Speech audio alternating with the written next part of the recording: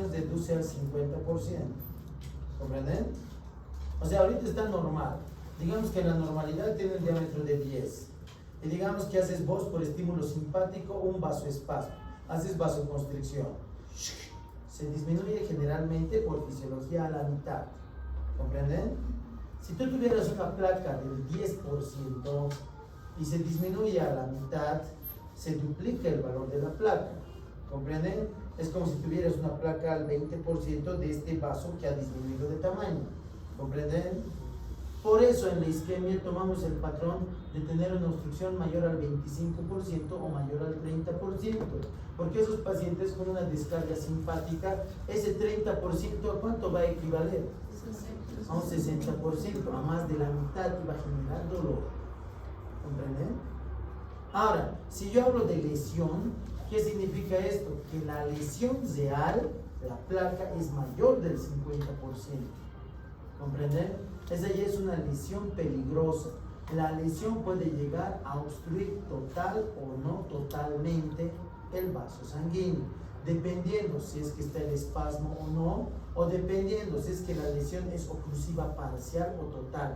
Cuando vamos nosotros a valorar y hacer el protocolo después de haber hecho una angiografía, decimos: paciente presenta una lesión menor del 25%. En cuanto al significado y conclusiones, decimos: tiene lesiones menores al 25%, lesiones mínimas, no significativas desde el punto de vista clínico. ¿Qué se recomienda al paciente? Hacer tratamiento para hipercolesterolemia, dislipidemia, etcétera, etcétera. Si el paciente tiene una lesión del 50% o más, decimos: paciente tiene una lesión obstructiva parcial. Esta lesión obstructiva parcial va a requerir el manejo con angioplastía o colocación de stent. ¿Entienden? Todavía no es infarto. Está lesionado, pero no es infarto. Cuando la lesión es oclusiva total y tiene clínica, es infarto. Lesión oclusiva total es al 100%. ¿Comprenden? Entonces, hay diferentes términos cuando hablamos nosotros de lesiones desde el punto de vista fisiopatológico. Hay lesiones de 10, de 20, de 30, de 50, de 100%. Ahora, para que tú digas que el paciente está infartado, tiene que tener una lesión oclusiva total. Si no, no está infartado. Si no, sigue pasando sangre. ¿Comprenden? Entonces, yo digo: clasificación, isquemia, lesión y necrosis. El electro, cuando hable de lesión, si el electro me dice onda de lesión, es lesión al 10, al 20, al 30, al 50 o al 100. Al 50. El electro solamente ve lesiones al 100. ¿Entienden? Una cosa es lo que yo puedo ver por angiografía, que yo puedo ver que está tapado al 50%. Pero el electro solamente me ve las lesiones del 100%. Antes de ser una lesión del 100%, el electro me muestra puro isquemias. Aunque sea una lesión del 70 o del 50%, me va a mostrar isquemia. ¿Entienden? Entonces quiero que comprendan esto. La isquemia es el fallo del aporte de oxígeno al miocardio. Entonces las necesidades de oxígeno del corazón son variables. Esta falta de aporte se debe a la obstrucción de las arterias coronarias por placas de grasa.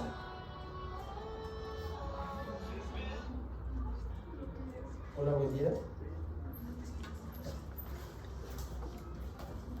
¿Cómo estás, Alfredito? ¿Qué novelas?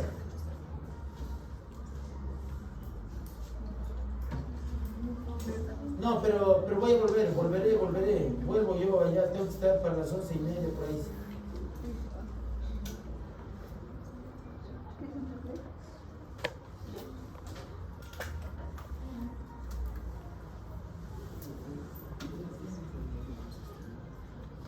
No, yo voy a ir, te lo voy a ir a buscar, más bien, no hay problema, no te preocupes.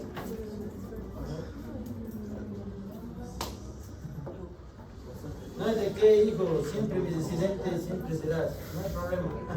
Ahora ya colega, felicidades más bien. Listo, hermano. Sí, ya, listo, hermano, cuídate. Ya, chao.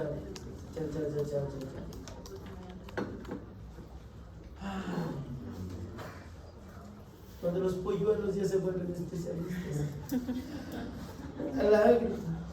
Ese desgraciado era mi residente, me hacía negar, no saben cómo. Pero ahora es buen médico, la verdad. Sigo un poco despistado, bien enamoradizo de ese padre. Te iba a molestar, no pudiera poder utilizar. ¿Entiendes? Mucha grave situación, está buena amiguita. Él creo que está trabajando ahorita, sí creo que está trabajando ahorita en el hospital en el Valle del Sur. Bueno, ya, ahora, esta falta de aporte sanguíneo se debe a la obstrucción de las arterias coronarias por placas de ateroma. La formación de las placas se relaciona con una dieta rica en grasas saturadas y con colesterol. La isquemia se traduce clínicamente en angina. Obviamente la angina es un tipo de dolor, ¿no? El dolor tipo angina. De pecho, infarto y necrosis miocárdica. Epidemia silenciosa en los pacientes y en todas las personas en las últimas décadas. Recomendación, sobre todo para sus papitos que tengan mayores de 50 años. Y si es que hay antecedentes de infarto o arritmias en la familia, arriba de los 40 años, inclusive arriba de los 50 años, no está de más, papito, tenemos un chequeo con el cardiólogo, haremos una ergometría por deporte tal vez, así. Si es que usted sabe, además que tiene factores de riesgo, que es gordito, que le da el pucho, que le da la bebida, que hace muchas cosas, desmanes, etcétera, tiene hipercolesterolemia, etcétera, háganle hacer bien.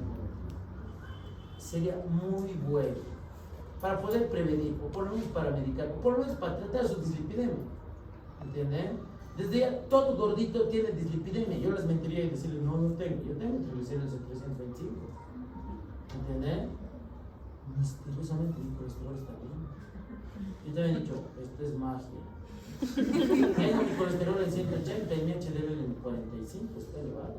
Tengo un buen factor de protección, pero mis cochinos triglicéridos tengo que bajar. Ahora, cuando yo veo la isquemia, tengo que ver las ondas T de isquemia. Creo que esto ya conocen ustedes. En las ondas T de isquemia hay onda T negativa, onda T positiva. Una, cuando es negativa, es isquemia subepicárdica. La otra, cuando es T positiva, es isquemia subendocárdica. ¿Estamos de acuerdo? Entonces, la T negativa es una imagen de isquemia subepicárdica debido a cardiopatía coronaria, suele ser simétrica. La T negativa, o la T positiva es subendocárdica, frecuente fugaz, viéndose en la fase hiperaguda de la insuficiencia coronaria. ¿Han escuchado alguna vez el término angina de Prince-Metal? Sí. ¿Qué es eso? Angina vasoespástica. ¿Entienden? Cuando aparece una vasoconstricción y esa vasoconstricción se mantiene continua. ¿Comprenden? Ahí es donde el vasoespasmo, con una lesión de un 50%, puede mostrarte ondas de lesión. Y al decir onda de lesión, estoy hablando del segmento ST. Si el segmento ST se mueve hacia abajo y es una lesión subendocárdica, lo primero que tú debes pensar es que esta lesión no es obstructiva total. Pero si el segmento ST se sube hacia arriba y está elevado, es obstrucción total hasta que te demuestren lo contrario.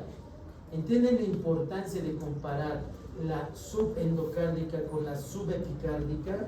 ST para arriba, peligro, cajón. ¿Entienden? ST para abajo, peligro, compensación. Siempre les digo eso a los internos cuando llegan al hospital, porque les veo y les digo, mira, si el ST está para abajo, tiene un infarto. Puede ser que tenga un infarto, pero eléctricamente, un ST para abajo solamente me dice lesión subendocárdica y nada más. La lesión subendocárdica es obstrucción total siempre. Mira, pues mira, no. Entonces no es lesión total. Pero si tiene un ST para arriba, sí es lesión total. ¿Comprenden? Tengan miedo al ST para arriba, miedo, pánico. Y tengan miedo, ni tanto pánico en el ST para abajo, dependiendo de la clínica, ¿no? Pero que ustedes, tiene ST para abajo, no es que no pasa nada, los dos son infartos, ¿entienden? Pero el que lo va a matar rápido va a ser el ST para arriba. ¿Estamos de acuerdo? Entonces, la lesión interpreta desplazamiento del ST. En caso de lesión subendocárdica, desciende el ST. En caso de ascenso del ST, es lesión subepicárdica. La lesión subepicárdica con ST parasiva casi siempre es infarto. Ahora, necrosis, ¿qué tengo que ver? Doctor, el ST igual si están todos elevados, igual puede... O solo en serio. Si es que los STs todos elevados, eso es sospechoso. Además tienes que ver también el grado de elevación. Una cosa, ¿la elevación desde cuánto es? ¿Un cuadradito? Puede variar con cuadradito. Dependiendo las derivaciones. ¿Cuándo me interesa la elevación? Cuando en las precordiales es más de 2 cuadraditos y cuando en las del plano frontal es más de 1 cuadradito. Ahí sí me interesa la elevación. Cuando estoy en una pericarditis, generalmente todo se eleva de manera uniforme y casi siempre 1 cuadradito más. No se eleva muy alto. En los infartos se elevan 3, 4, 5 cuadrados. Y ves unos STs así, como montañitas. ¿Entienden? Entonces tienes que valorar muy bien eso. El nivel de elevación y si es que está acompañado de clínica. A veces inclusive hay trastornos en la misma despolarización que pueden generar una elevación. Eso tienes que tomar muy en cuenta. El infarto es un diagnóstico clínico, no es diagnóstico de electro. Yo la verdad antes quería que el hospital sea como en el cuartel y diría, ¿qué es esto? Doctor, es un infarto. No, 10 al suelo, vamos. ¿Entienden? Sería bueno. Hubiera sido un hospital militar, es interesante. Todos los residentes fibras, ¿te hubieras dado cuenta? Pero ahora, no, es que la cultura médica dice, no es infarto, te quedas 2 horas, o no es infarto, te quedas una guardia. Yo preferiría que vengan a hacer ejercicio. La verdad, una sentadilla. Para los varones saque pecho ya, y las mujeres sentadilla, vamos, novenos, ay, esos sueños, doctor, no se cumplieron. Ya, pero fuera de bromas, siempre les castigamos, la verdad, porque ya, o sea, esto es paz de silencio. Al interno todavía le perdonas, porque dices, ese pobre niño está en el kinder de la medicina. ¿Entienden? Bueno, el kinder de la medicina es la universidad, está en primero básico de la medicina, en internado. Cuando está en la residencia, está en colegio. ¿Entienden? Más o menos así. Porque yo me acuerdo de mi jefe, ¿de qué kinder vienes? Pero ahora pónganse a pensar en ese sentido. Si vos ves a un paciente que tiene la elevación del segmento ST más de 2 cuadraditos, debes pensar primero cómo está clínicamente. Le tienes que preguntar si tiene la característica angina, dolor opresivo, retroesternal, isadial, etcétera, etcétera. Le tienes que preguntar si ese dolor ha aparecido súbitamente o se ha desencadenado con algo también. Porque si es pericarditis es dolor progresivo, que va lento y después recién empieza a molestar. Pero si es de un infarto, es un dolor opresivo de golpe, intempestivo. Los pacientes dicen que algo ha pasado, entonces eso inmediatamente no les da tiempo en desrespirar. En algunos pacientes inclusive los desmaya el dolor. ¿Entienden? Entonces tiene que ver inicio del dolor, variabilidad del dolor, irradiaciones del dolor. En pericarditis se calma el dolor, en cambio en un infarto no se calma el dolor. Entonces lo traes, llega el paciente, lo valores, tiene angina, sí. Tiene lesiones en el electro, sí. Ahí recién puedes decir que tiene un infarto. Ahora, hay 3 pilares para diagnosticar infarto: el pilar clínico, el pilar electrocardiográfico y el pilar laboratorial. ¿Qué pides para ver si es que se ha muerto la fibra? Troponinas. Creatincinasa, MB. O creatincinasa es muy amplio, ¿no? Es muy inespecífico. La MB nos gusta. O puedes pedir inclusive mioglobina, ¿entienden? O LDH. Hay tantas formas de ver muerte celular. Entonces en ese momento tú le has pedido la troponina, que es más específica, y la troponina salió negativa. Y tú le miras al paciente y ves, ¿tiene clínica? No tiene clínica. No tiene clínica, troponina negativa. Eso es pericarditis. ¿Comprende? Hay que valorar los 3 pilares. Necrosis es la muerte de ciertas zonas del miocardio por isquemia prolongada. En el electrocardiograma se traduce por ondas PUS patológicas y congruentes anatómicamente con el riesgo de que una arteria coronaria esté obstruida. Su diagnóstico es clínico y se apoya en enzimas y electro. Su estudio completo, una vez pasada la fase aguda, necesita test de esfuerzo y un ecodoppler de esfuerzo. ¿Cuándo yo digo que una onda Q es patológica? Aquí están las características de la onda Q patológica. El hecho de ver una onda Q no significa que está patológica. La onda Q tiene que durar en el tiempo más de 0.04 segundos. Tiene que durar el 25 a 30% de la R, ¿no ven? Menos de eso. Perdón, más de eso. Más. La Q tiene que ser mayor al 30 o 25% de la R. Eso creo que ya les dije en la anterior clase, ¿no? Cuando la R era 8 y la Q estaba más de 2 cuadraditos, etc. Si aparecen derivaciones congruentes anatómicas, eso es importante. Tiene que ser congruente anatómica de una pared. La presencia de complejos QRS, aunque la Q sea pequeña, presencia de QS en ausencia de bloqueo de Zama. Fases del infarto, tiempos del infarto. Hay un periodo normal, hay un periodo de isquemia inicial, hay un periodo de lesión, hay un periodo de lesión más isquemia, hay un periodo de lesión más isquemia más necrosis. Generalmente el paciente, digamos, está normal a las 6 de la mañana, empieza la isquemia inicial. La isquemia inicial aparece con una onda T un poco más grandecita. ¿Entienden? Entonces vos dices, mira, una isquemia subendocárdica. Y de repente, ¿pero qué ha pasado? Se ha tapado. Se ha tapado al 100% porque el segmento ST se ha subido.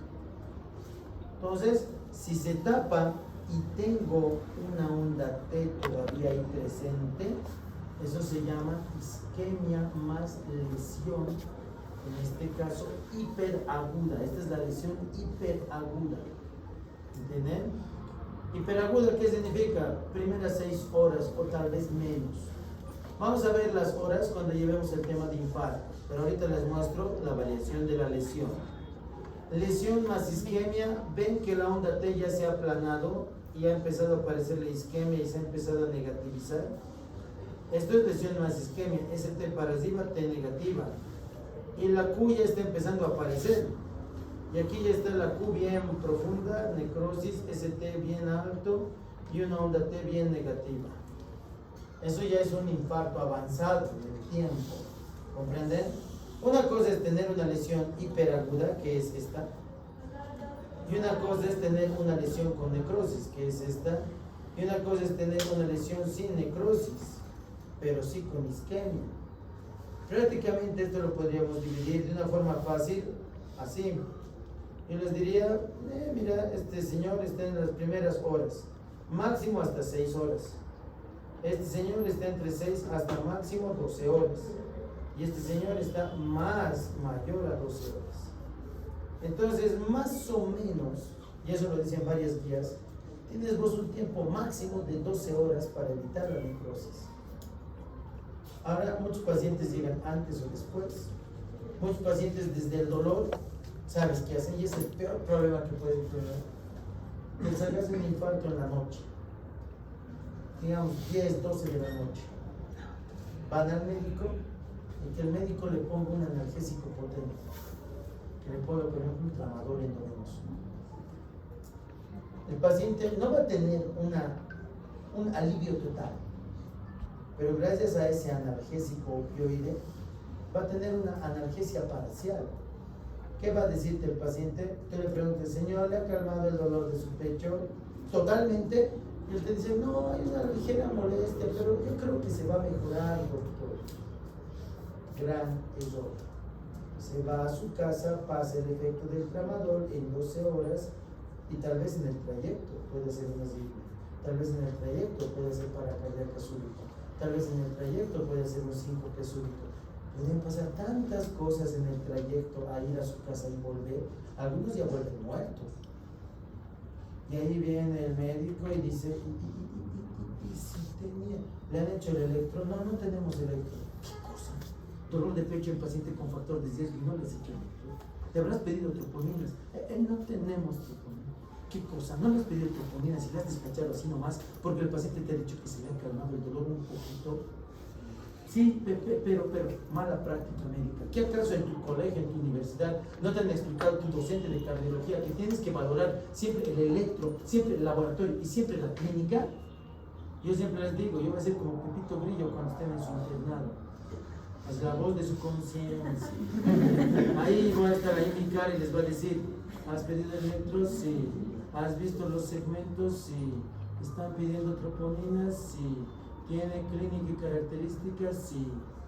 ¿Comprenden? Cuidado que después tengan...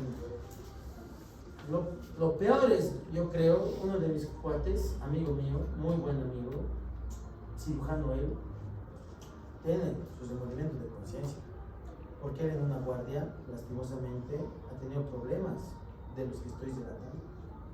¿Ya?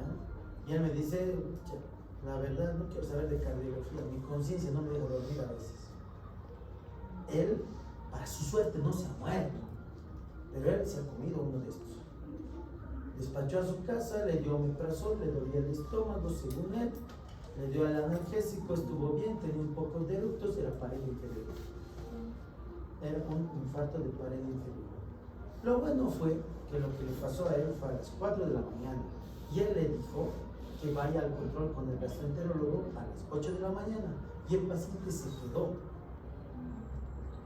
en su auto y de repente sale su esposa, golpea la puerta, está mal, está doliendo más, camilla, infarto, cateterismo, solucionado, castigado durante 2 semanas. Pero yo prefiero que me castiguen durante 2 semanas a que me quiten la licencia de médico, ¿no? O a que vaya a la cárcel 6 a 12 años por negligencia, ¿no? Yo he dicho, así va alguien que está cuidando, que va a tener una suerte. Van a ver eso. No es poco común. Muchas veces yo cuando he trabajado aquí en el hospital belga o cuando iba también así al hospital Univalle, he visto unos golazos que han cometido ciertas cliniquitas de por aquí y yo he dicho, ¿cómo? Lo bueno es que llegaban vivos. Ahora esas son las características. ¿Ven esta necrosis? ¿Ven esta super Q?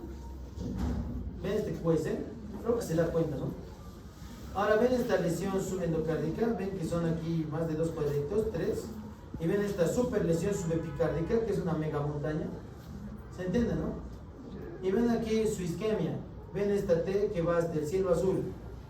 Y ven esta subepicárdica, ven esta T hipernegativa. ¿Estamos de acuerdo, no? ¿Ven así de bonito? ¿Creen que así de bonito va a aparecer siempre? No. Tal vez en el parcial. No sé. Ya, ahora las paredes. Cuando hablo yo de las paredes tengo que ver las derivaciones. Creo que ustedes ya conocen esto, D2, D3, ABF, pared inferior, B1, B2 sobre todo anteroseptal, B1, B2, B3, B4 la parte anterior, B5, B6 lateral bajo, D1 ABL lateral alto, B1 B6 anterior extenso, B1 B6 más D1 y ABL anterior lateral extenso. Esto ya conocen, esto enseño en fisiología. Sí, saben, bien. Ya, aquí está lo mismo. Ahora la arteria. Si es D2, D3, ABF, ¿qué arteria es? Coronaria derecha. Y si es B1, B2, B3, B4, interventricular anterior, rama de la coronaria izquierda. Y si es D1, ABL, B4, B5, B6, circunfleja. Y si es B1, B2, B3, B4, B5, B6, D1, ABL,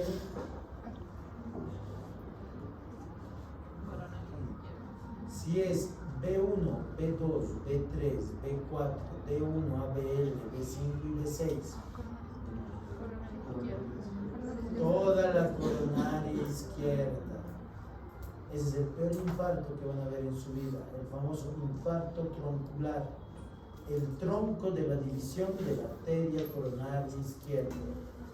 Pero doctor, ¿de qué depende que un infarto izquierdo sea más peligroso que un infarto derecho? ¿Qué? ¿Predominancia o dominancia? ¿Y qué es la dominancia? El sector estratificado por cada arteria. No. ¿Qué se llama esa arteria que aparece más de... Ah, entonces, del origen del interventricular posterior que siga la pared inferior. ¿Entienden? Los seres humanos somos más de dominancia derecha. ¿Entienden? Pero los seres humanos por prevalencia tenemos más infartos derechos o izquierdos. Izquierdos. Es como que Dios te dice, te voy a dar un infarto en tu interventricular anterior para que madures, reflexiones y no te mueras. ¿Me entiendes? Porque si te daría un infarto derecho, el infarto derecho es hiper peligroso. Solo hay dos infartos que a mí me hacen así. ¿Me entiendes? El infarto troncular y el infarto en la raíz de la coronaria derecha. Esos dos infartos en las raíces de las arterias coronarias, medio cajones, se muere rápido. Entonces es muy peligroso. Por ejemplo, mi tío se infartó. Y cuando se infartó mi tío, yo lo primero que veo, me llama, 6 de la mañana, me llama mi familiar, mi tía. Me dice en ese momento, tu tío está mal, le duele el pecho, no sabes por qué puede ser 6 de la mañana. Yo sabía que tenía hiperglicemia. Y le digo, pucha, no sé qué me ha pasado. Llevar inmediatamente ahorita al hospital, a la caja petrolera. Agarra el taxi, le llama en el taxi el paro. Llega en el taxi el paro. Lo bajan, se dan cuenta, taquicardia ventricular sin pulso, desfibrilación, responden. Gracias a Dios hizo en el taxi ya en camino. Dice, según mi tía me dice, estábamos justamente esperando que cambie de desojo para doblar a la izquierda y entrar hacia la caja petrolera del kilómetro 5 y tu tío no me hablaba. Ha sido un paro de más o menos, yo considero 2 a 3 minutos. Entonces en ese dato le han hecho, ha despertado mi tío, le han inundado en la miodarona, han hecho todo el protocolo post-paro. Y del protocolo post-paro me manda la cardióloga amiga, me manda ahí por WhatsApp su electro. Pared anterior, B1, B2, B3, B4, elevadísimo. Entonces me dice, tenemos que hacer angioplastia inmediatamente. Como yo en esa época trabajaba como médico de emergencias en el belga, le digo, mándamelo aquí. Lo manda, lo atendemos, le desobstruimos, todo bien. Ahorita mi tío, felizmente, ya está de sus 75 años, lastimosamente con complicaciones crónicas post-infarto, que eso vamos a ver más adelante. Pero obviamente está vivo, ¿no? O sea, está vivo. Ha pasado sus 70 años, hace 5 años, pues es una belleza.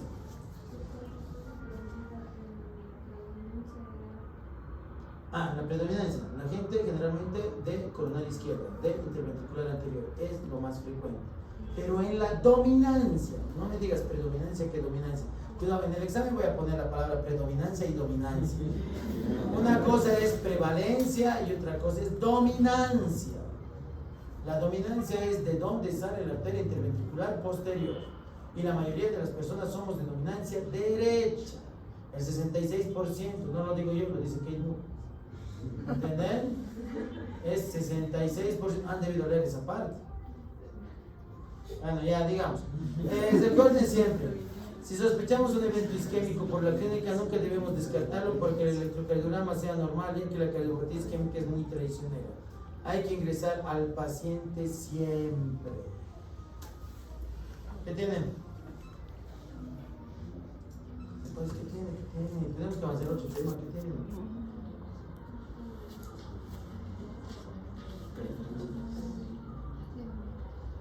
Ni con flechitas, oye.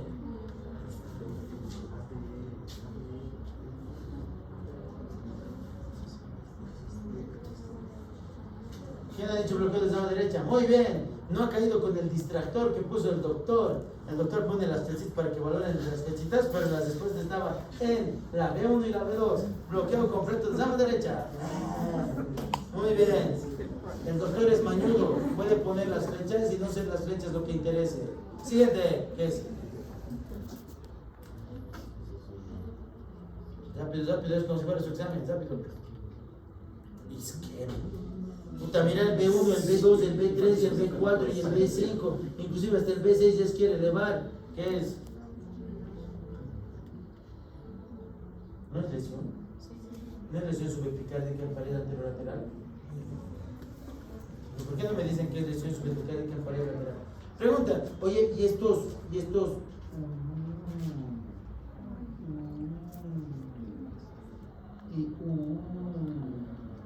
¿Qué son esos tres? Subendocárdico. Entonces, Harold, ¿puede tener una lesión subendocárdica y una lesión subepicárdica? ¿Has escuchado alguna vez el término imagen en espejo? ¿O es primera vez? Cuando hablamos de una imagen en espejo, la lesión de una pared se refleja en una falsa lesión de la otra pared. Tú tienes una lesión real en la pared anterior, pero lo que estás viendo en la pared inferior es el reflejo. En realidad, no está con una lesión subendocárdica. Es una lesión subepicárdica con imagen en espejo inferior. ¿Y cómo nos damos cuenta cuál es la diferencia? ¿Cómo diferenciar? La clínica, la angiografía, el momento de valorar al paciente. ¿Entienden? ¿A qué me refiero? Yo solamente vengo al electro. ¿Qué lesión me interesa más? ¿La subepi o la subendo? Subepi. Entonces yo digo ahí, lesión subepicárdica en pared anterolateral. Eso es lo que me interesa. Y te preguntan, ¿y qué está pasando en la pared inferior? Puede estar desarrollando una lesión subendocárdica o ser una imagen en espejo. ¿Cuándo vamos a determinar el diagnóstico real? En la angiografía. Acaba la angiografía y ves cómo está la arteria coronaria derecha. Si la arteria coronaria derecha está totalmente permeable, ¿qué es esto? Espejo. ¿Y qué pasa si la arteria coronaria derecha tenía una lesión parcial? ¿Qué es esto? Subendocardio. ¿Entienden que puede haber dos opciones? Tú nunca puedes decir lesión subendocárdica y subepicárdica. Por prevalencia siempre es subepi más espejo, por prevalencia. Pero tampoco puedes descartarlo. ¿Dónde vas a descartar? Cuando veas la arteria. ¿Entiendes? Por eso, obviamente, esto ya tiene el criterio de ir a cateterismo cardíaco, ir a angiografía coronaria. ¿Por qué? Porque tiene lesión subepicárdica, lesión subepicárdica en pared anterolateral. Entonces, lo primero que vas a hacer vos, vas a llegar, vas a colocar el contraste, colocas el contraste y lo primero que ves en ese momento es cómo está tiñéndose las arterias coronarias. Si es la arteria coronaria izquierda que se ha tapado, porque te está diciendo el electro que se ha tapado, vas a encontrar la obstrucción. Inmediatamente vas a ver cómo está la arteria coronaria derecha. Arteria coronaria derecha, repito, con buen flujo normal, eso era una imagen en espejo. ¿Entienden? Sigo. ¿Qué tienen?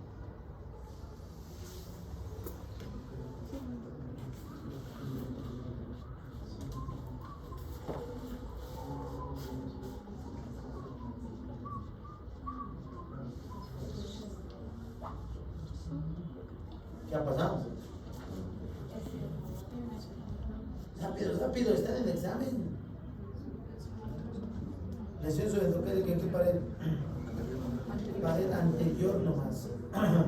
Lateral sería con B5, B6 o con D1 y ABL. Solo es anterior. Mirá, B5 y B6 está hecha linda nomás. El B6 medio que ha elevado su punto jodito un poquito. Mirá, elevado su punto jodito, sí. Pero nada más. El D1 y el ABL, esto es anterior. ¿Estás de acuerdo que es anterior? Arteria. Interventricular anterior. Porcentaje de obstrucción. 100% o menos del 100%? Menos del 100% porque no está con elevación del ST. ¿Entienden? Esto puede ser un infarto. ¿Qué debería pedir? Troponina, primer laboratorio. No vayan todavía a la angiografía. Vale $5,000. La troponina vale 150 pesos. Creo que hay un mundo de diferencia. ¿Qué más? Clínica. La clínica es ahí, ¿no ven? La clínica manda. Entonces eso hay que tomar. ¿Qué es eso?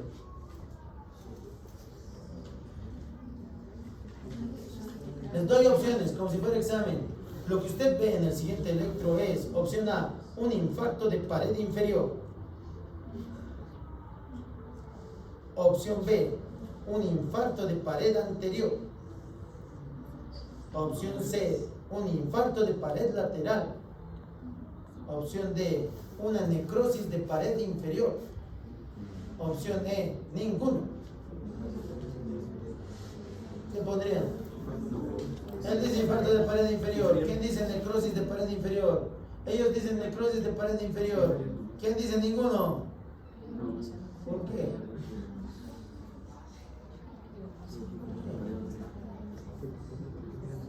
Porque el electro nunca hace diagnósticos clínicos, doctor.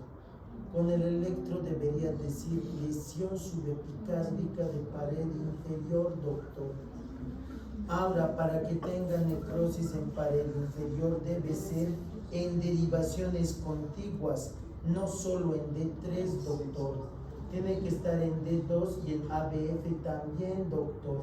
Si en D2 está normal, doctor, y en ABF está normal, doctor, tal vez puede ser una alteración en el mismo electro.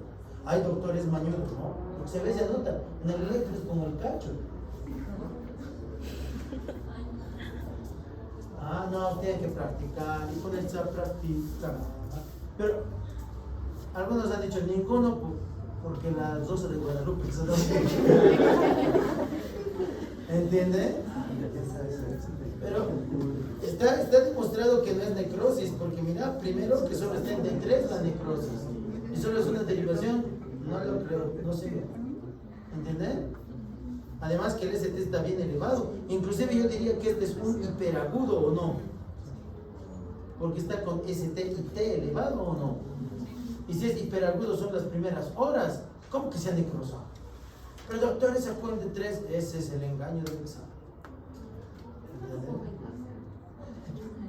Yo la verdad preferiría decir, ya la conozco, ponga.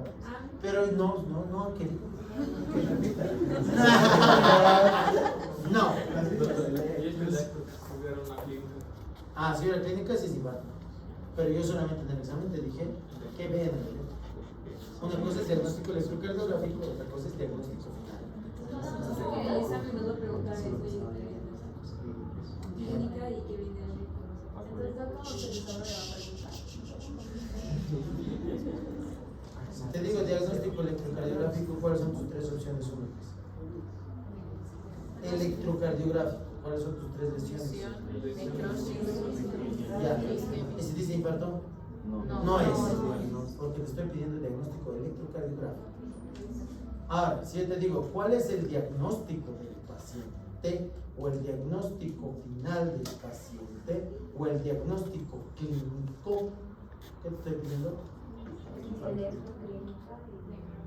O sea, ahí recién puedes decir angina estable, angina inestable, infarto. Esos son diagnósticos clínicos. ¿Comprendes? Porque la angina estable es electro, paciente estable, se recupera menos de 30 minutos, reposo. Puede haber alteraciones en el electro, puede haber ondas de isquemia, pero se recupera, reposo, angina estable. Angina inestable, no se recupera con el reposo, no se recupera en 30 minutos, pero es para el segundo parcial, no sufran por ello. Para este parcial solamente pueden aparecer diagnósticos electrocardiográficos. Para este parcial solamente traúmense con lesión, isquemia y necrosis. ¿Entienden? Cuando llevemos para el segundo parcial infartos, ahí la cosa se complica un poquito. ¿Qué es eso?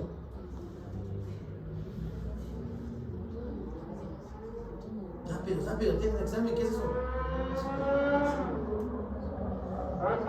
¿Daniel? No están veloces, ¿por qué no están veloces? Taquisupra, sí. O no es taquisupra, no es cuores estrechos, no es cuores secular, sin presencia de 30 P's, con frecuencia cardíaca mayor a 150. Eso no es taquisupra. Eso es rápido. ¿Qué es eso? Bueno, eso no me trae en el examen, porque una vez he puesto en el examen y que se han ido a crucificar con las jefas. Ay, esas son taquicardias ventriculares sin salvas. No es torsada de puntas, porque no tengo un dedo largo. Dedos largos, derivación 2 larga para ver los cambios en las torsadas de puntas. Aquí solamente es una forma, morfología de 1, de 2, de 3, de 1, de 2, de 3, de 4, etc. Es solamente tienen que poner taquicardia en salva, pero no han puesto torsada de puntas. Ya, antes de avanzar esto es para después de métodos de diagnóstico. Me voy directamente a arritmias individuales. Vamos, todavía podemos. No está arritmias, taquis. Vamos a empezar con las taquis.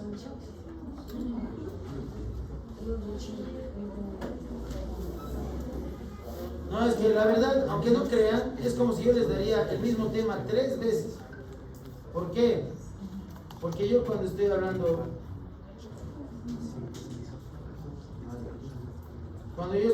de las asitmias, de nuevo voy a hablar de las taquiasitmias, porque sé que en mi anterior velocidad clase tal vez no les ha quedado bien claro. Puedes repetir lo mismo. Ah, no, tampoco.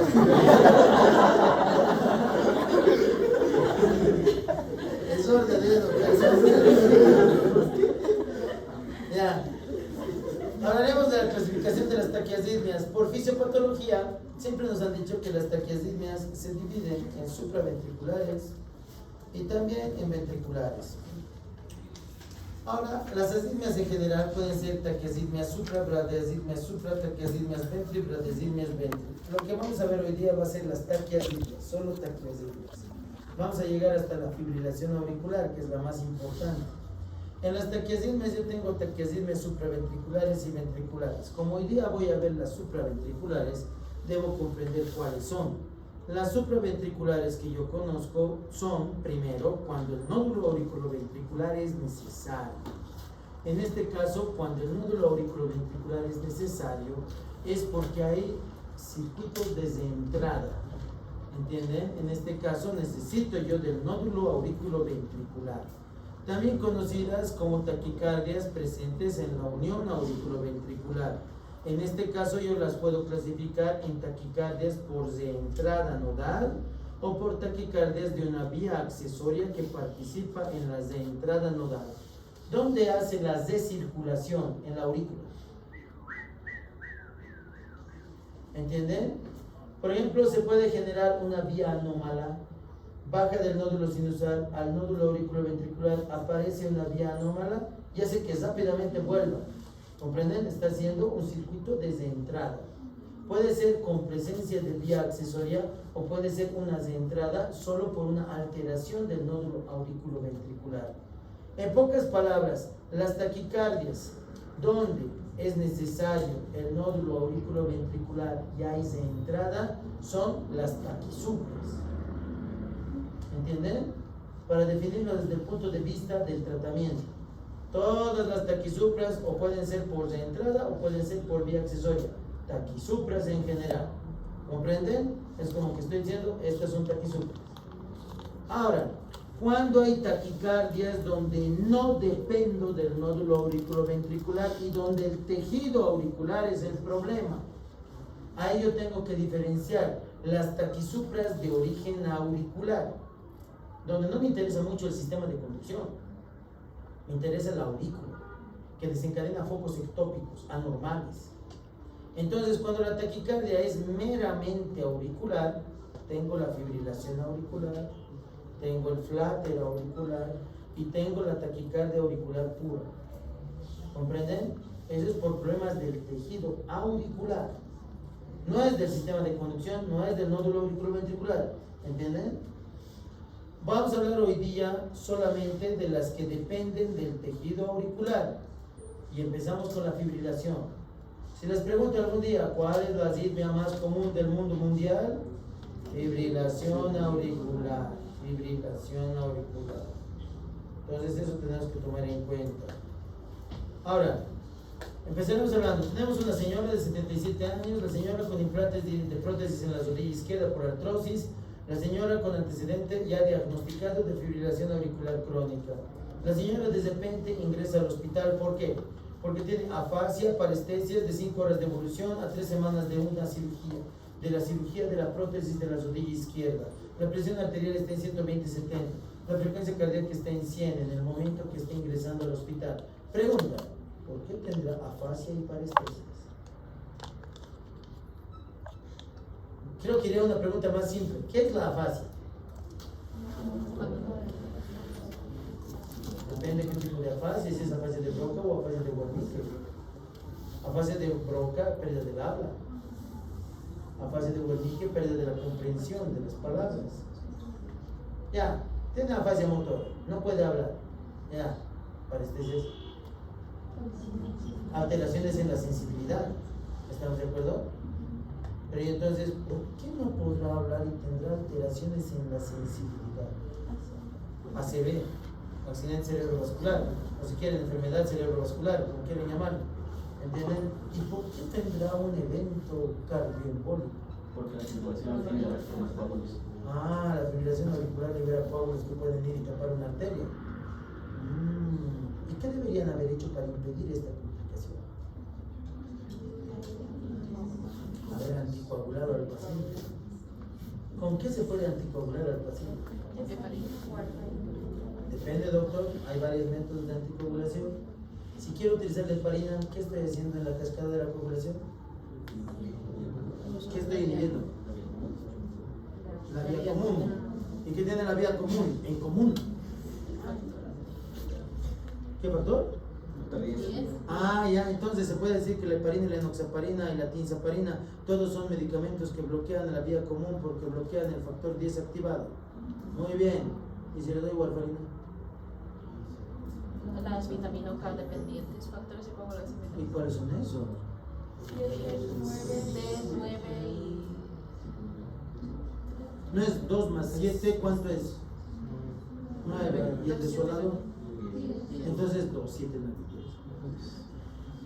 Ah, una forma fácil de acordarse, 2 más 7, 9. Y el desolado es 10. Ahí están los factores dependientes de vitamina K.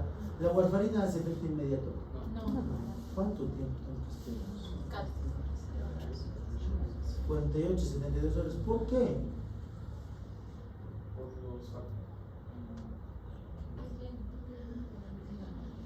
¿Por qué? Doctor, porque la vitamina K tiene reservas ubicadas a nivel del hepatocito. Doctor, las reservas de la vitamina K duran 48 a 72 horas. Así es que yo le voy a bloquear la vitamina K, pero las reservas que tiene su hígado, eso no puedo bloquear, doctor. Pero eso es abierto para no cuestión. Ya, otra pregunta. Y si utilizo a esos en México, entonces se elabora a esos nacos. ¿Quiénes son esos nacos? ¿Qué significa la abreviación internacional NACO? Nuevo anticoagulante oral. ¿Sabían eso? ¿No les han explicado en farmacología que existen los NACOs? ¿No han hablado del civaroxaban, afixaban, etixaban? ¿No han hablado? Y entonces, ¿no conocían como su clasificación internacional? Busca anticoagulante NACO, no te vas a hacer, va a aparecer toda la lista. Busquen en Google. Ya, eso es fibrilación, ¿sí o no? ¿Por qué? ¿Hay onda P? Macancho. ¿Hay cueres angosto? Sí. ¿El cueres angosto es regular o irregular? Entonces, cueres angosto y irregular con ausencia de ondas P es fibrilación auricular. ¿No ven? Entonces está, listo. Fibrilación auricular. ¿Ven el baile que está haciendo ese mi corazoncito? Está haciendo. En cambio, el otro está bien, oye. Entonces, la fibrilación auricular es la signo más frecuente del electro. No hay P, el LR es irregular. Hay una despolarización auricular desorganizada. Consecuencias: ¿qué va a pasar si mi paciente tiene fibrilación? Puede hacer tromboembolismo sistémico, puede desprender coágulos desde el ventrículo. Sí. ¿Dónde va a ir el coágulo desde el ventrículo? En primer lugar, al cerebro. Y si no va al cerebro, ¿qué puede pasar? ¿Dónde?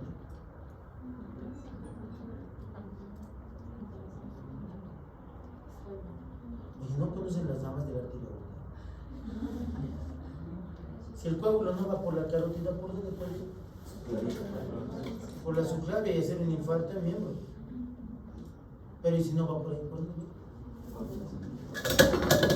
¿Puede ir por las ilíacas? No, pero no va a pasar primero por el abdomen o por el tórax, la torácica descendente, el abdominal, y no te puede generar infarto mesentérico, que los cirujanos le llaman infarto cementérico. Porque sabes que cuando tienen un infarto mesentérico hay 50% de probabilidad de morir. Bueno, por eso ya les enseñé en cirugía. Ya, reducción del gasto cardíaco. ¿Puede bajar el gasto cardíaco con la fibrilación auricular? ¿Por qué? Porque no hay una adecuada contracción. Es por la contracción y por El volumen de eyección. por el volumen de inyección, que también se disminuye porque no se contrae la aurícula. ¿Entendés? Ya.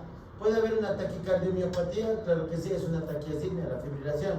¿Puede haber isquemia del miocardio? Sí. ¿En qué momento se nutre el miocardio? ¿Sístole o diástole? Diástole. Diástole. ¿Y qué va a pasar con los pacientes con fibrilación? ¿Cómo va a estar su diástole? ¿Va a ser una diástole organizada o va a haber diástoles largas y diástoles cortitas? Entonces, al tener una diástole irregular, el pobre corazón, sus paredes sufren. Va a tener, en palabras simples, va a tener alteración de la calidad de vida. Sí, ya no va a poder coser y no va a tener relaciones, viejo. Se le puede generar una taquiasismo en pleno acto, imagínate, de eso se ha muerto. Se siguen, oye, pero cuando escuchen, van a decir qué pena. Ya, hay estudios bien interesantes a nivel internacional, entre el 2007 y el 2012, hasta el 2015 han habido diferentes estudios. El estudio TOAST, ¿qué nos dice? Muchas veces los neurólogos decían, porque ya ha cambiado esto, pero decían, un poco de historia. Los neurólogos decían que los accidentes cerebrovasculares se generaban de causa idiopática en más del 50% de los casos. El término idiopático, ¿qué significa? Que no se hace causa. Yo siempre les digo a los internos, cuando dicen idiopático es un hechicero lo hizo. Nadie sabe la causa, ¿entienden? Entonces vos no sabes. Otra forma de decir idiopático es etiología indeterminada. Así todos científicos, ¿no? ¿Qué ha pasado? ¿Por qué le ha pasado eso? No, el origen es idiopático. Y la paciente se queda. Señora, le estoy diciendo que no sé. ¿Pero qué es la verdad? Si está siendo idiopático, ¿hay causa descrita? No, no hay. Y los neurólogos se quedaban así, diciendo que el 60% de las causas de ACV eran idiopáticos. Pero estos dos estudios han demostrado lo siguiente.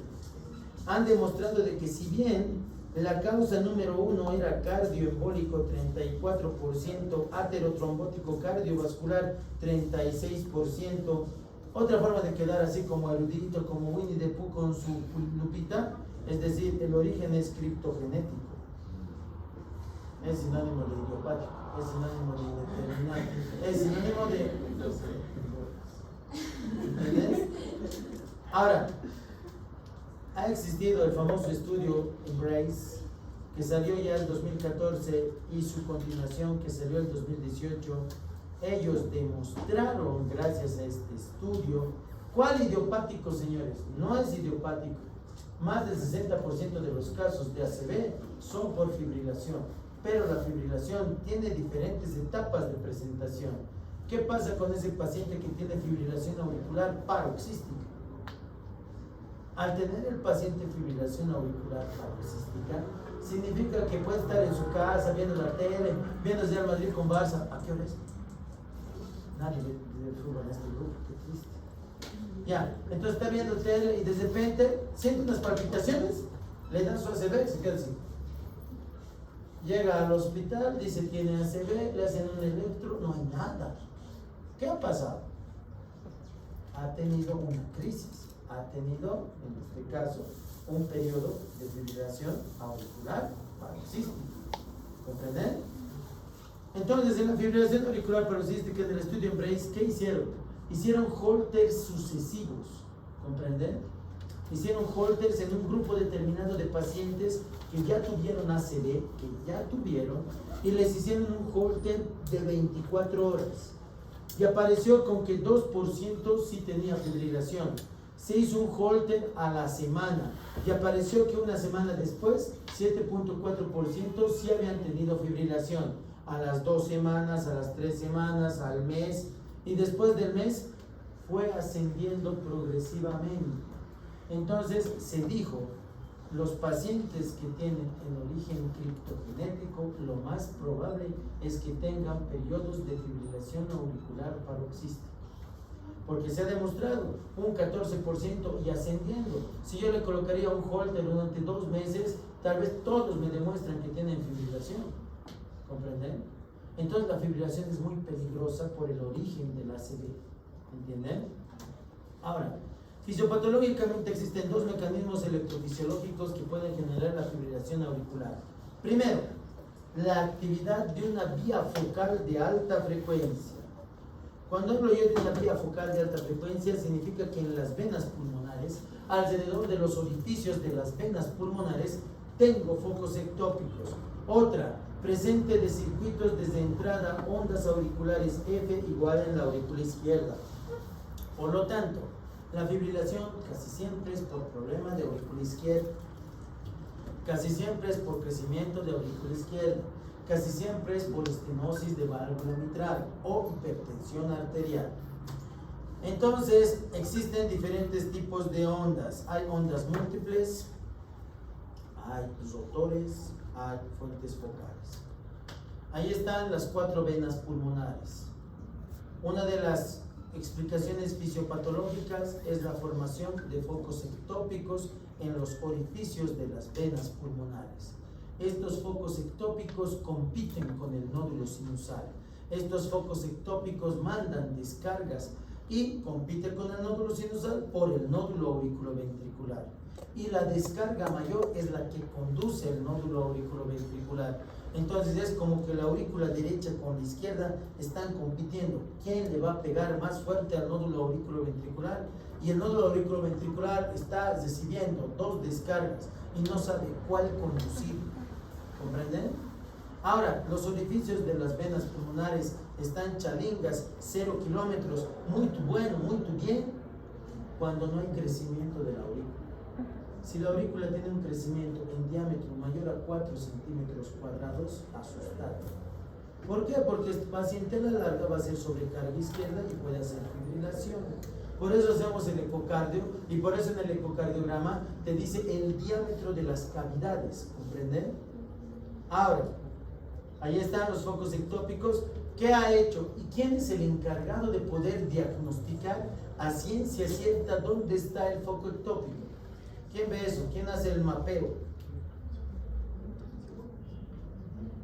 El cardiólogo, doctor. Pero, ¿ustedes creen que en la cardiología existen 6 subespecialidades o cursos de alta especialidad después de ser cardiólogo? O sea, mira, es el camino. Pepito Grillo dijo, voy a estudiar medicina. Ahora, ¿qué quiero ser? Quiero ser médico internista. Ahora, después de ser internista, ¿quieres dedicarte a algo en específico? Quiero ser cardiólogo clínico. Ahora, después de ser cardiólogo clínico, ¿quieres? Hay 6 opciones. Puedes hacer ecocardiografía, cardiointervencionismo, electrofisiología, asismología, manejo de presión arterial. Yo cuando quería ya saltar a electrofisiología, me dijeron, 20 choques, tienes que volver a las bolitas. Y volví. No, pero si ustedes son jóvenes, es que yo también cometí errores en el pasado. Como dedicarme a trabajar 3 años a 4 años de médico general. Y esos 4 años en el futuro me pesaron. ¿Por qué? Porque cuando yo tenía estabilidad económica aquí y quería volver allá, hay límite de edad en ciertos países. Hasta los 35 años te permiten algunos cursos de alta especialidad. Hasta los 35. Ahorita son pimpollos ustedes de 21 o de 20. Entonces, algunos de ustedes que están en esa edad van a salir con 24 o 25. Con esos 25, medicina interna 4 años, 29. Cardiología 3 años más, 31. Va a tener 4 años para tirarse 4 años seguidos si es que no prueban los exámenes de alta especialidad. Pero no, pues el doctorcito que les habla, cumple el 16 de abril ya 36. F. Bueno, hasta donde llegué, me siento feliz, llegué 0 más. Ahí están las aurículas en fibrilación con el nódulo auriculoventricular, ahí están los ventrículos que están ahí dañados y en causas, lastimosamente nos quedamos el día de hoy. Sí, ahora denme un segundito, vamos a ir a la lista.